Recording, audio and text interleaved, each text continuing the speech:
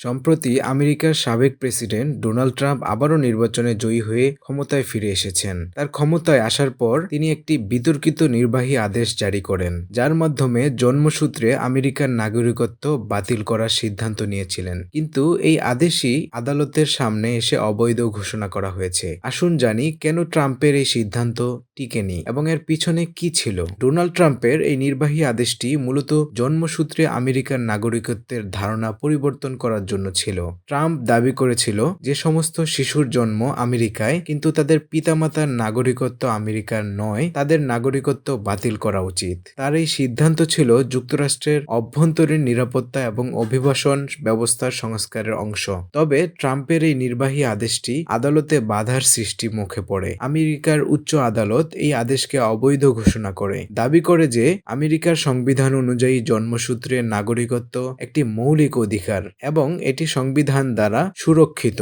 সংবিধান অনুযায়ী যে কোনো শিশুকে আমেরিকায় জন্ম হলে তা স্বয়ংক্রিয়ভাবে নাগরিকত্ব প্রদান করে।